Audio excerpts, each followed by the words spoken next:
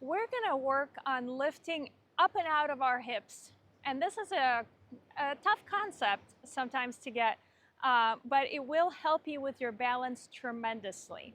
So I want you guys to go and try the arch centering exercise where you know exactly how to place your feet on the floor and they feel super strong. That's kind of like a foundation for us to be able to push into the floor to then find length in our hips. Why do we want length in our hips?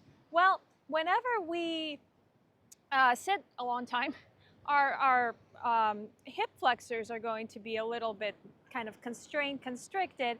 And then if you introduce sort of a standing motion, a loaded motion, you're going to need to access that strength in the hip flexors. So it's kind of like one is finding length in our hips is going to lengthen our hip flexors and it's going to help us balance better.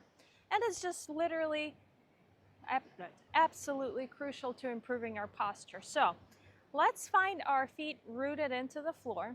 And you're going to start by placing your hands on the front of your hip flexors. And it's kind of like there's these sharp bones that you have at your hip bowl. And then you're going to place your hands right kind of beneath that in this flat area. And this flat area is where your hip flexor, you can kind of feel it. And you're going to find length in this area. Now, I'm not saying we're going to extend our hips because notice, as soon as you kind of let your butt go, your hands start to collapse, right? As soon as you push your hands forward, they start to move as well. So hips forward, your hands move, hips back, your hands move. I want you guys to find a place where your hands are actually going up and down. And again, this is up to you to convince yourself of where that position is. So this is the spot where I want you guys to feel a light stretch as we go through this exercise. So the first thing we're going to do with our feet super rooted into the floor, you're going to start shifting your weight into one side. So I'm going to my right. So on the right side, you're going to start shifting your weight. What a lot of us tend to do is to start sitting in our hip. And that's fine, but it's not the most efficient position. So you're going to start to see if you can move the weight into this right leg, and I'm coming off of my left leg at this point, and you're going to keep that length that you just found in the front of your hip. So again, find the length in the front of your hip. Your spine is neutral here, and then you're going to start shifting your weight and try not to let your butt collapse because you'll see immediately that your hip flexor starts to shorten. So you're going to start moving into this leg and you're going to maintain this length at the side of your hip instead of collapsing into it. So notice the difference here. Again, moving into this direction, into the right direction, and keeping length in the front of the hip. We're going to start to then pick up the left foot and just let it dangle for now. We'll do something else next, but I want you guys to feel super strong and tall here as you press into the floor, and then your glutes, it's actually like your external rotators and your glute medius, they're supporting you in being upright. So let's go back. And hopefully if you are kind of following along and feeling this, you're feeling a little bit of that glute activation, because that's what's keeping your body upright at this position. It's contributing tremendously to your balance. So whenever you're doing any sort of balancing, maybe in a yoga class, this is the way to find that balance, is to keep the front of the hip long, root into the floor, and see if the glutes can help you actually maintain that position. So let's try the other side. So again, you're going to shift your weight into the left now and see if you can keep that length and not collapse. Collapsing will immediately kind of turn off that glute and let it kind of stretch. What we want is to can reset, and we're going to shift our weight, keeping the front of the hip long, and then you'll see the glute activation start to happen, and you can start to peel the right foot off the floor and push your whole foot into the floor. So remember, we found that activated arch position. You're going to maintain the front of the hip long, and you're going to feel your glutes activate to keep you there. This is a super strong position for a balance, right? So we're looking for a balance point on top of our hip. So if we're here, you're leaving things up to chance when you're trying to balance because the glutes are not engaged, they're stretched. So here, length out in the front of the hip will engage the glute and root you into the floor. So this is an interesting one to just keep in mind whenever you're like, oh, I need to balance better.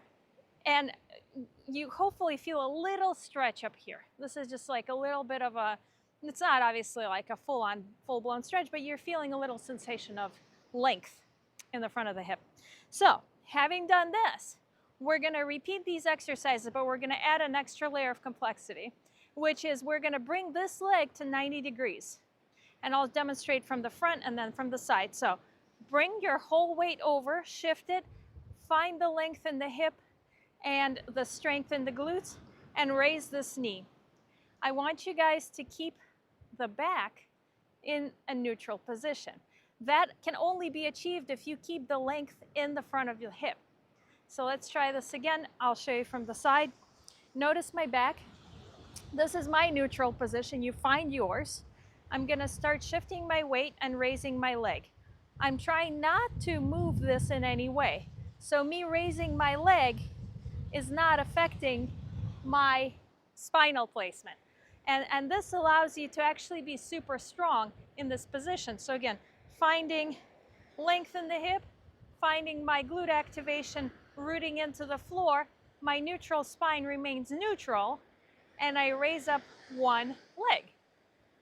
And then I can put it down. So we'll do the other side. Try the left. So shift your weight to the left without collapsing in the hip. Keep the length in the front of the hip. And that's what ultimately allows you to support your lower back, your neutral spine, because the hip flexors, of course, connect it to your lower back and your spine. Actually, it's all the way up to the thoracic spine. Point being that these muscles are now in synergy together, keeping you balanced and neutral. Raise up your right leg and see if you have maintained the front of the hip long. This is where you'll find that balance point.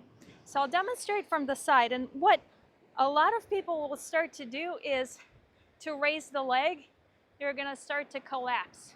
This is why I'm keeping my hand in the front of the hip, because as soon as you start to raise the leg, you're gonna start collapsing, and notice my knee bends and my back bends. So this is where we're really looking at these from the perspective of keeping the spine neutral to raise our leg. I am rooting down into the floor and keeping my hip long. From the other side, just to demonstrate for you guys, again, this is my neutral spine. I'm rooting into the floor. This position doesn't change. This position doesn't change. My leg raises. This now allows us to find the strength in the hip flexor instead of activating other parts of the body. That becomes inefficient. So we're looking to optimize. And so whenever you're looking to balance, especially with more advanced movements, and this is super helpful when you're running, when you're sprinting, when you're doing any sort of split leg motion in your lifts, like your, your backwards lunges, I want you guys to continue to consider this concept of keeping your hips long and keeping that feeling of your glutes supporting you in that length.